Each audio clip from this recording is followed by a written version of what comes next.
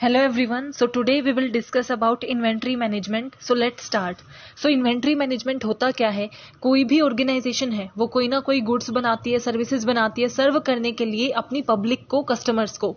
सो उस चीज को बनाने के लिए जो जो चीजें रिक्वायरमेंट होती हैं, फॉर एग्जांपल रॉ मटेरियल है, फिनिश गुड्स हैं, सेमी फिनिश गुड्स हैं, ये सब क्या है? आपकी इन्वेंट्री है. सो एक ऑर्गेनाइजेशन के लिए रिक्वायर्ड है कि वो इन्वेंट्री को अच्छे से मैनेज करे, उसकी अच्छी मैनेजमेंट करे ताकि उनकी स्मूथ फंक्शनिंग होती रहे. सो आज हम इन्वेंट्री मैनेजमेंट के बारे में ही डिस्कस करेंगे. Inventory is an assets, tangible और इनटेंजिबल, कि हमारे कोई भी एसेट्स जो टेंजिबल भी हो सकते हैं और इनटेंजिबल भी हो सकते हैं. एसेट्स में हमारे क्या आ सकते हैं? हमारी मशीनरी है, फर्नीचर है, ये सब हमारा क्या है? एक गुड्स को बनाने के लिए जो जो चीजें रिक्वायर होती है उसमें आ जाते हैं. मशीनरी की जरूरत होती है, इक्विपमेंट की जरूरत होती है, वो भी किसके अंदर आते हैं? आपके एसेट्स. किसके? इन्वेंट्री ही होती है. And assets that can be realised for revenue generation has the value, और an assets which is in process but is meant for sale in the market. So inventory के अंदर सारी चीजें इंक्लूड होती हैं, यानी कि हमारा रॉ मटेरियल जिससे अभी हमारे गुड्स बनेंगे, जो हमारे सेमी फिनिश्ड गुड्स हैं यानी कि जिसकी प्रोसेसिंग हाफ डन हो चुकी है लेकिन हाफ बाकी है, और जो कंप्लीटली प्रोसेस्ड हो चुके हैं फिनिश गुड्स हैं जो कस्टमर्स को हम देने के लिए रेडी हैं, वो भी हमारे क्या होते हैं? इन्वेंट्री के अंदर इंक्लूड किए जाते हैं. सो हमारे टाइप्स ऑफ इन्वेंट्री क्या हुआ? Raw material, work in progress जिसे आप सेमी फिनिश गुड्स भी बोल सकते हो, consumables, finish goods and store and spheres. ये आपके किसके अंदर आते हैं? Types of inventory. जब आप इन्वेंट्री मैनेजमेंट कर रहे हो तो सबसे पहले आपको ये देखना है कि आपको मैनेज किस चीज को करना है. मैनेजमेंट आप तभी तो कर पाओगे जब आपको ये पता होगा कि आपका ऑब्जेक्टिव क्या है, आपको किस चीज को अच्छे से मैनेज करना है. सो इन्वेंट्री मैनेजमेंट में हम किसे मैनेज करते हैं? इन्वेंट्री को, यानी कि उसके अच्छे से स्टॉक को मैनेज करके रखना, मेंटेन करना, वही हमारा मेन ऑब्जेक्टिव होता है इन्वेंट्री मैनेजमेंट का. सो इन्वेंट्री के अंदर हम इंक्लूड क्या क्या करते हैं? What are the types of inventory that are managed, कि हम कौन कौन से टाइप्स ऑफ इन्वेंट्री है जिसको हम मैनेज करते हैं अंडर इन्वेंट्री मैनेजमेंट. तो सबसे पहले कौन सी टाइप है? Raw material. रॉ मटेरियल क्या होते हैं? जो रॉ फॉर्म में होते हैं, यानी कि जिसपे अभी बिल्कुल भी प्रोसेसिंग नहीं हुई है, वो जस्ट हमने एक्वायर किए हैं, हमने फाइनल गुड को बनाने के लिए सिर्फ उन्हें मंगाया है. जब भी आप कोई गुड्स एंड सर्विसेज बनाते हो उसके लिए आपको कुछ मटेरियल की जरूरत होती है. फॉर एग्जाम्पल अगर आप बिस्किट बनाते हो तो वो भी किसी चीज से बनता है, आपको आटे की जरूरत होगी, शुगर की जरूरत होगी. सो ये सब क्या आपका रॉ मटेरियल है, यानी कि इसकी प्रोसेसिंग आपने नहीं की. लेकिन रॉ मटेरियल इंपॉर्टेंट कितना होता है कि बिना रॉ मटेरियल के आपका प्रोडक्ट नहीं बन सकता. सो रॉ मटेरियल की इन्वेंट्री को मैनेज करना. वर्क इन प्रोग्रेस, यानी कि ऐसा काम जो अभी प्रोग्रेस में हुआ है, आधा काम हो चुका है, आधा उस पे बाकी है, ऐसी इन्वेंट्री को मैनेज करना कि कितना काम उस पे बाकी है, वो कितने टाइम में होगा, जितना हो चुका है वो सही क्वालिटी में हुआ है या नहीं, इन सब चीजों को मैनेज करना किसके अंदर आता है? Inventory management. कंज्यूमेबल्स. कंज्यूमेबल्स क्या होते हैं कि जो प्रोडक्ट आपका बन गया लेकिन आप उसे क्या कर रहे हो? कस्टमर्स को देने के लिए रेडी नहीं हो, वो आप खुद कंज्यूम कर रहे हो, आपके खुद के विद इन ऑर्गेनाइजेशन जहां पे आप बना रहे हो उसी के अंदर उसे कंज्यूम किया जा रहा है, दैट इज कंज्यूमेबल्स. उन्हें भी आपको मैनेज करके रखना होता है. देन फिनिश गुड्स, ऐसे गुड्स जो बन गए हैं और आप उसे पब्लिक में देने के लिए रेडी हो, सेल करने के लिए रेडी हो, जो रेडी टू सेल प्रोडक्ट हैं वो हमारे क्या होंगे? फिनिश गुड्स, जिन्हें हमें मैनेज करना होगा. अगर हम उन्हें मैनेज करेंगे तभी तो हम क्या कर सकेंगे? हमारे कस्टमर्स को टाइमली प्रोवाइड कर पाएंगे, अदरवाइज हम टाइमली प्रोवाइड नहीं कर पाएंगे. Last is store and spheres, यानी कि जैसे आपकी मशीनरी है उसमें स्क्रूज होते हैं, ये सब सारी चीजें क्या है? आपके रॉ मटेरियल को प्रोसेस करने के लिए काम आती हैं. ये सब आपके इन्वेंट्री के अंदर आता है जिसे आपको मैनेज करना होता है. Motives of holding inventory. अब हम इन्वेंट्री को रखते हैं, यानी कि रॉ मटेरियल की इन्वेंट्री हमारे पास होती है, फिनिश गुड्स की इन्वेंट्री हमारे पास होती है. सो इनकी इन्वेंट्री रखने के पीछे हमारे क्या बेनिफिट्स हैं, क्या मोटिव्स है, किस पर्पस है, हमारा क्या पर्पस है, क्या ऑब्जेक्टिव है कि हम अपने पास इन्वेंट्री रखते हैं. कि ऑर्गेनाइजेशन फिनिश गुड्स रखती है, रॉ मटेरियल रखती है, तो उसके पीछे हमारे क्या क्या रीजंस हो सकते हैं? First is transaction motive. Simple motive क्या है? ट्रांजैक्शन. अगर एक ऑर्गेनाइजेशन काम कर रही है तो वो ट्रांजैक्शन तो करेगी ना, परचेजिंग होगी, सेलिंग होगी. वो कैसे होगी? वो सेल तभी तो कर पाएगी जब उसके पास फिनिश गुड्स होंगे. तो इतने गुड्स उसे रखने चाहिए कि जितनी डिमांड हो वो उसे फुलफिल कर सके. सो ट्रांजैक्शन मोटिव के लिए कि जो भी हमारे कस्टमर्स ट्रांजैक्शन की डिमांड करें हम वो फुलफिल कर पाए, इतनी होल्डिंग हमें रखनी चाहिए. Then precautionary motive. प्रिकॉशनरी क्या होता है? कि पहले से मीन्स ऐसा ना हो कि आगे आपकी स्टॉक आउट कॉस्ट आ जाए। स्टॉक आउट कॉस्ट क्या होती है कि कस्टमर ने डिमांड करी और आपके पास वो स्टॉक में नहीं है, तो आपको क्या, वो कस्टमर को आप मना कर दोगे कि हमारे पास नहीं है, देन वो कस्टमर किसी और के पास चला जाएगा, तो जो पैसा आपके पास आना चाहिए था अब वो किसी और के पास जाएगा। ये जो कॉस्ट बनती है ऐसी ना हो, तो प्रिकॉशनरी मोटिव के लिए कि आगे क्या पता हमें रॉ मटेरियल अवेलेबल ना हो, ऐसा टाइम आ रहा है कि आगे ऐसा हो सकता है कि भाई जो आपका main raw material, for example आपको गेहूं चाहिए, व्हीट आपको चाहिए और उसकी आगे ऐसे कमी हो सकती है, सो आप पहले से उसे क्या करोगे, स्टोर करके रख लोगे ताकि आपको फर्दर कोई प्रॉब्लम ना हो। सो वो क्या होता है आपका precautionary motive. Speculative motive, speculative motive क्या होता है कि आप स्पेक्यूलेशंस लेके चलते हो, आप प्रिडिक्ट करके चलते हो कि ऐसा मार्केट में हो सकता है, उसके बेस पे आप इस ये लेके स्पेक्यूलेट करके चलते हो कि आगे रेनफॉल हो सकती है, उसकी वजह से हमें ये अवेलेबल होगा, ये अवेलेबल नहीं होगा, या फिर आगे डिप्रेशन आ सकता है, इसकी वजह से महंगाई बहुत ज्यादा हो जाएगी आने वाले टाइम में, तो आज ही हम ज्यादा स्टोर करके रख लेते हैं, आगे इसकी डिमांड बहुत ज्यादा होगी तो इसके प्राइसेस बहुत ज्यादा कर दिए जाएंगे, सो इससे अच्छा है कि आज हम कम प्राइसेस में लेके रख लेते हैं। स्पेक्यूलेटिव मोटिव के लिए जब आप लेते हो वो भी आपकी क्या होती है, होल्डिंग इन्वेंट्री का एक रीजन होता है। सो हमारे मेन क्या रीजन हुए, ट्रांजैक्शन मोटिव कि हम ट्रांजैक्शन करना चाहते हैं, प्रिकॉशनरी कि आप आगे के लिए प्रिकॉशंस पहले से ही लेके चलते हो कि आपको फर्दर प्रॉब्लम फेस ना करनी पड़े, और स्पेक्यूलेटिव मोटिव कि आप ये ऐसे प्रिडिक्ट करके चलते हो कि फ्यूचर में ऐसा हो सकता है, सो उससे बचने के लिए आप क्या करते हो, स्पेक्यूलेशंस कर लेते हो और पहले ही स्टोर कर लेते हो। कॉस्ट एसोसिएटेड विद इन्वेंट्री, अब जो आप इन्वेंट्री रखते हो उससे एसोसिएटेड कौन कौन सी कॉस्ट है। फर्स्ट इज परचेज कॉस्ट कि जो भी इन्वेंट्री आपने ली है, खरीदी है, उसको परचेज करने पे कॉस्ट आई होगी, उसका कोई अमाउंट तो आपने पे किया होगा, तो फर्स्ट तो आपकी परचेज कॉस्ट ही हो जाती है। देन ऑर्डरिंग कॉस्ट कि उसे ऑर्डर देने में जितनी कॉस्ट लगी आपको ऑर्डर देने की, देन उसको ट्रांसपोर्ट करने की, कैरेज की, सारी जो कॉस्ट है वो आपकी ऑर्डरिंग कॉस्ट में आ जाती है। देन कैरिंग और होल्डिंग कॉस्ट, कैरिंग कॉस्ट को ही हम होल्डिंग कॉस्ट भी बोल देते हैं कि जैसे ही आपके पास आ गई आप उसे वेयर हाउस में स्टोर करोगे, कहीं पे तो उसका स्टॉक रखोगे, उसकी प्रोसेसिंग करने के बाद फिनिश गुड्स को भी कहीं आप स्टोर करके रखते हो, तो वहां उसे अच्छी क्वालिटी में मेंटेन करने के लिए हम कुछ कॉस्ट लगाते हैं कि वो अच्छे से वहां पे स्टोर रहे, वो हमारी क्या होती है, carrying cost. And last is stock out cost, जो मैंने आपको पहले ही एक्सप्लेन कर दिया कि अगर हमारे पास वो स्टॉक में नहीं होता तो हमारा जो कस्टमर्स चले जाते हैं, वो जो कॉस्ट होती है वो हमारी क्या होती है, स्टॉक आउट कॉस्ट। हमारा मेन टॉपिक क्या है, इन्वेंट्री कंट्रोल। ये जो भी इन्वेंट्री है, रॉ मटेरियल है, फिनिश गुड्स है, सेमी फिनिश गुड्स है, कंज्यूमेबल्स हैं, इन सबको कंट्रोल करना, इनके एक ऑप्टिमम लेवल ऑफ स्टॉक को अपने पास रखना कि ना तो ऐसा हो कि हमारा स्टॉक आउट हो जाए और ना ऐसा हो कि हमारे पास ओवर स्टॉकिंग है कि हमारी वेस्टेज हो रही है। उस लेवल ऑफ स्टॉक को बनाए रखना कि हम हर डिमांड को फुलफिल कर सके, स्मूथ प्रोडक्शन कर सके, ही मेन मोटिव है इन्वेंट्री कंट्रोल का। So inventory control also called stock control भी बोलते हैं, is a process of managing company inventory level, कि हम एक ऐसे लेवल को मैनेज करके रखेंगे कि हमारी जो कॉस्ट है वो कम से कम आए और बेनिफिट हमारे ज्यादा से ज्यादा हो। मेन ऑब्जेक्टिव क्या है इन्वेंट्री कंट्रोल के, फर्स्ट इज मटेरियल अवेलेबिलिटी कि जब भी आप प्रोडक्शन करते हो उसके लिए आपको क्या चाहिए, रॉ मटेरियल चाहिएगा, और रॉ मटेरियल होगा तभी तो आप प्रोडक्शन कर सकते हो। सो मेन ऑब्जेक्टिव हमारा एक क्या है कि मटेरियल को अवेलेबल रखना, रॉ मटेरियल की होल्डिंग आप रखोगे, रॉ मटेरियल की इन्वेंट्री आपके पास होगी तभी तो आप प्रोडक्शन कर सकते हो। सो मटेरियल की अवेलेबिलिटी रहना, जब जब आपको रिक्वायरमेंट है उसे इंश्योर करने के लिए आप इन्वेंट्री मैनेजमेंट करते हो। Better level of customer services, अगर आप इन्वेंट्री मैनेजमेंट अच्छे से करते हो तो आप क्वालिटेटिव गुड्स बनाओगे क्योंकि आपने अच्छे से हर लेवल इन्वेंट्री को मैनेज किया है, और टाइमली डिलीवर कर सकोगे क्योंकि आप स्टॉक आउट नहीं करोगे, आप पहले से देख के चलोगे कि कितनी डिमांड हो सकती है और कस्टमर्स को टाइमली डिलीवर कराओगे। तो बेटर सर्विसेज प्रोवाइड करना। Keeping wastage and losses to minimum, कि आपकी वेस्टेज मिनिमम होगी क्योंकि आप पहले से ही देख के चल रहे हो कि कितनी इन्वेंट्री हमें रिक्वायर है, कितना रॉ मटेरियल हमें चाहिए, कितना फिनिश गुड्स हमें चाहिए, तो हम ज्यादा प्रोड्यूस नहीं करेंगे, सो हमारी वेस्टेज भी कम हो जाएगी। Maintaining sufficient stock, sufficient level of stock रखना कि ना तो वो अंडर स्टॉकिंग हो ना ओवर हो। अंडर यानी कि हम अपॉर्चुनिटी को अच्छे से यूटिलाइज ही नहीं कर पा रहे, और ओवर इतना ज्यादा रख लिया कि वेस्टेज होने लग गया। सो हम अगर इन्वेंट्री को कंट्रोल करेंगे तो हम अच्छा प्रिडिक्शन करेंगे और सफिशिएंट स्टॉक रख पाएंगे।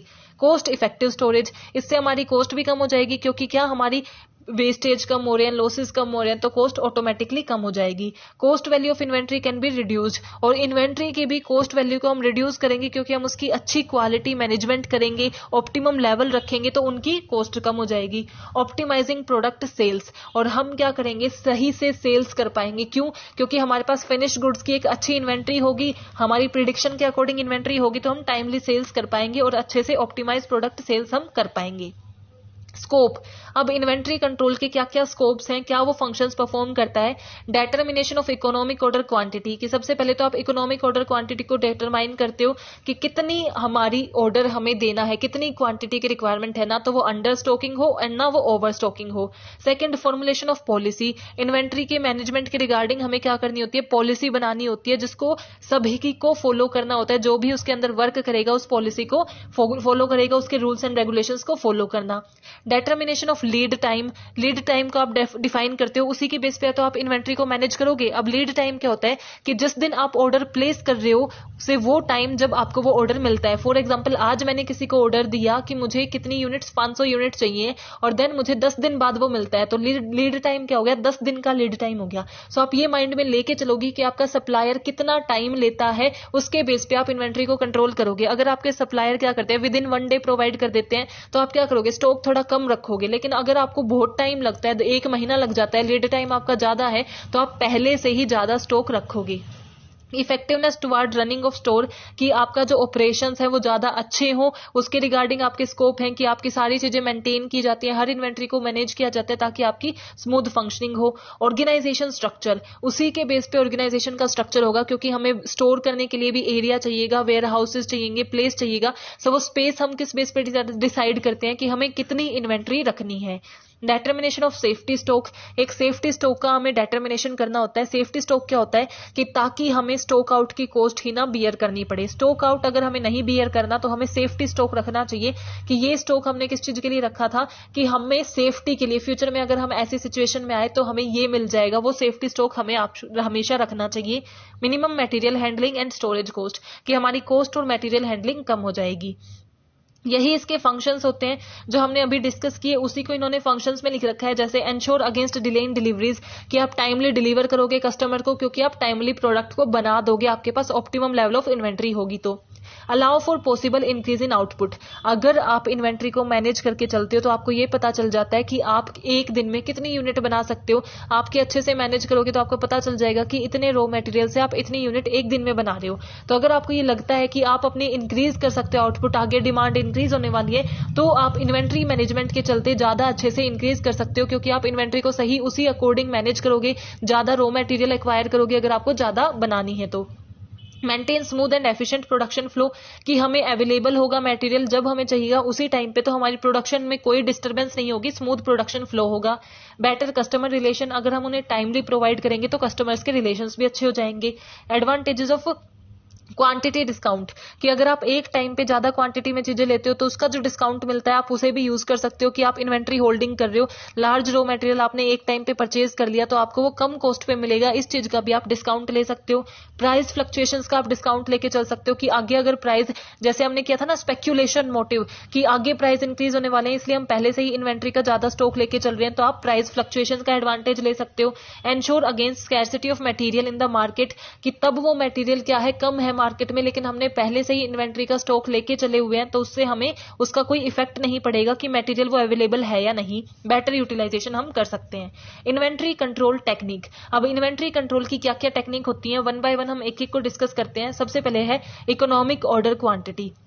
इकोनॉमिक ऑर्डर क्वांटिटी क्या है, कि आप ऑप्टिमम क्वांटिटी अपनी उसके अंदर रखोगे, फर्म के अंदर जो भी आपकी ऑर्गेनाइजेशन है, आप एक ऑप्टिमम लेवल ऑफ क्वांटिटी को ऑर्डर करोगे कि हमें इतने रॉ मटेरियल की रिक्वायरमेंट है। वो आप कैसे, ना तो वो ओवर होनी चाहिए ना वो अंडर होनी चाहिए, वही हमारी क्या होती है, ऑप्टिमम लेवल होती है। वो किस चीज पे डिपेंड करता है कि आपके फाइनेंशियल पोजीशन कितनी है, क्या आप एक टाइम पे ज्यादा परचेज कर सकते हो, तो आप ज्यादा परचेज करोगे, तो वो आपकी फाइनेंशियल पोजीशन और कॉस्ट पे डिपेंड करता है कि आपकी इकोनॉमिक ऑर्डर क्वांटिटी क्या होगी, और उसके बेस पे आप ऑर्डर करते हो। इकोनॉमिक का मतलब ही क्या है, कॉस्ट इफेक्टिव ऑर्डर क्वांटिटी, ऐसी क्वांटिटी को ऑर्डर करेंगे जो हमारे लिए सबसे कम कॉस्ट पे होगी। इसमें हम दो कॉस्ट को लेके चलते हैं, कैरिंग कॉस्ट एंड हमारी ऑर्डरिंग कॉस्ट, कि ऑर्डर करने पे हमें कितनी कॉस्ट मिल रही है और फिर उसे आने के बाद जब हम स्टोर करके रखते हैं वो कॉस्ट कितनी आ रही है। जब हमारी दोनों कॉस्ट मिनिमम होगी और उनसे बेनिफिट हमें मैक्सिमम मिल रहा होगा, वो हमारी क्या होती है, इकोनॉमिक ऑर्डर क्वांटिटी, जिसे आप किस फॉर्मूले से निकाल सकते हो, economic order quantity is equal to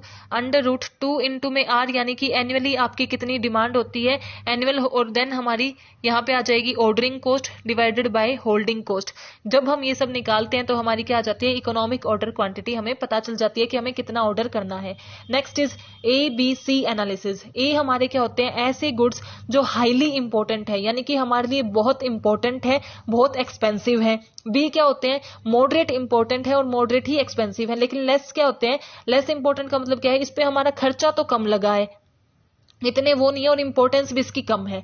लेकिन जो लेस इंपॉर्टेंट होते हैं ना, इसकी क्वांटिटी सबसे ज्यादा होती है। जैसे आपके स्पेयर टूल्स वगैरह हैं, ये आपके लेस इंपॉर्टेंट है लेकिन इसकी क्वांटिटी सबसे ज्यादा है। मॉडरेटरी क्या है, जिसकी क्वांटिटी मॉडरेट है, इंपॉर्टेंस भी मॉडरेट है और उस पर खर्चा भी मॉडरेट ही लगा है। हाईली इंपॉर्टेंट क्या है, उसकी क्वांटिटी तो ज्यादा नहीं होगी, उसकी क्वांटिटी कम होगी, लेकिन वो इंपॉर्टेंट सबसे ज्यादा होगा और उस पर सबसे ज्यादा खर्चा लगा है। तो नेम से ही सजेस्ट कर रहा है, जो हमारे हाईली इंपॉर्टेंट है उस पर हमें क्या है, पीरियोडिकल चेक ज्यादा करना पड़ेगा, उसकी इन्वेंट्री को अच्छे से मैनेज करके रखना पड़ेगा और उस पे हमें ज्यादा किसकी कंट्रोलिंग की जरूरत है। So category a being quite expensive require constant monitoring, हमें उस पे कांस्टेंट मॉनिटर करना पड़ेगा, उसे बार बार चेक करना पड़ेगा और उसकी इन्वेंट्री हमेशा हमारे पास होनी चाहिए हाईली इंपॉर्टेंट की। देन मॉडरेटरी इंपॉर्टेंट पे हमें क्या है, रेगुलर चेकअप करना चाहिए, बट इतने चेकअप की जरूरत नहीं है, इतना ध्यान नहीं रखना पड़ता जितना हाईली का रखना पड़ता है। और लेस में क्या है, इतना हमें कंट्रोल करने की जरूरत नहीं है, उसकी नहीं भी होगी तो हम लेटर उसकी इन्वेंट्री ले आएंगे। Then next is VED analysis. V means vital, essentials and desirable. V का मतलब क्या है, वाइटल, ऐसे गुड्स जो बहुत इंपॉर्टेंट है, मोस्ट इंपॉर्टेंट है, जिसके बिना हमारी प्रोडक्शन नहीं हो सकती। सो ऐसे गुड्स हैं जिसके बिना प्रोडक्शन हो ही नहीं सकती, तो उसका स्टॉक हमेशा हमारे पास होना चाहिए। इसलिए हम इसका ज्यादा स्टॉक रखेंगे, क्योंकि अगर इसकी अब्सेंस हुई तो हम प्रोसेस कर ही नहीं सकते। एसेंशियल्स क्या होते हैं कि अगर ये नहीं हुए तो प्रोडक्शन में हमारे दिक्कत आएगी। मीन्स हम शुरू कर सकते हैं प्रोडक्शन, लेकिन ये भी एसेंशियल है, इसके बिना हमारी कंप्लीट नहीं होगी प्रोडक्शन, तो इसकी भी हमें गुड्स रखने की, इसका भी स्टॉक रखने की जरूरत है। The stock out cost of the essential is high, कि अगर हमारे पास ये नहीं बचे स्टॉक तो उसकी वजह से हमारे एक्सपेंसेस ज्यादा हो सकते हैं, इसीलिए इसका भी हमारे पास स्टॉक होना चाहिए। डिजायरेबल क्या है, अगर ये अभी भी नहीं, मतलब हमारे पास नहीं भी है तो भी हम उससे प्रोडक्शन कर सकते हैं। सो डिजायरेबल का स्टॉक कम होगा, मिनिमल स्टॉक होगा तो भी हम कर सकते हैं, इसकी स्टॉक आउट कॉस्ट कम होती है, लेकिन वाइटल की स्टॉक आउट कॉस्ट सबसे ज्यादा होती है और इसेंशियल की उससे कम होती है। Then is fast, slow and non moving FSN inventory. Fast moving क्या होती है, the good which are readily available to consumed in bulk are termed as fast moving inventory. The inventory turnover ratio of stock is high, जिसका inventory turnover बहुत ज्यादा होता है, यानी कि जिसके बनते ही सेल हो जाती है ना, वो आपके क्या है, फास्ट मूविंग इन्वेंट्री है। तो उसका आपको स्टॉक रखना पड़ेगा, क्योंकि वो बनते जा रहे हैं और सेल होते जा रहे हैं, बनते जा रहे हैं सेल होते जा रहे हैं, तो उसका स्टॉक आपको ज्यादा मेंटेन करके रखना पड़ेगा। स्लो मूविंग में क्या होगा कि वो आराम आराम से, ऐसा नहीं है कि बनते ही कंज्यूम हो गया। The stock which is not consumed that frequently, इतना फ्रिक्वेंटली वो कंज्यूम नहीं होते, उसको, इसका लो टर्नओवर रेशियो होता है, उसको हम बोलते हैं स्लो मूविंग। और जो बिल्कुल ही कंज्यूम हम नहीं करते, जिसकी यूज ही नहीं करते, बिल्कुल डिमांड नहीं होती, उसका क्या होता है, नॉन मूविंग। तो नॉन मूविंग तो डेड स्टॉक हो जाते हैं, उसका हम और स्टॉक नहीं रखते, उसके लिए और प्रोडक्टिविटी नहीं बनाते, वैसा स्टॉक हम और नहीं लेके जाते। फास्ट मूविंग की ज्यादा रखते हैं, स्लो मूविंग की उससे कम रखते हैं। The manager should take step to use the non-moving inventory for creating space for warehouse, कि नॉन मूविंग को उन्हें रिमूव कर देना चाहिए, डिस्पोज ऑफ कर देना चाहिए, ताकि और स्पेस बच जाए जिसमें हम फास्ट मूविंग को रख सकें। Next is SDE analysis. So S का मतलब क्या होता है, स्केयर आइटम, D का डिफिकल्ट आइटम और E का इजीली अवेलेबल आइटम्स। तो जो आइटम आपको मुश्किल से मिलते हैं, यानी कि स्कैरसिटी है, बहुत कम एरिया पे मिलते हैं, उसका स्टॉक हम ज्यादा रखते हैं। देन डिफिकल्ट, यानी कि डिफिकल्टी से मिलते हैं, उससे ज्यादा एफर्ट्स डालने पड़ते हैं, उसका भी हमें स्टॉक रखना पड़ता है।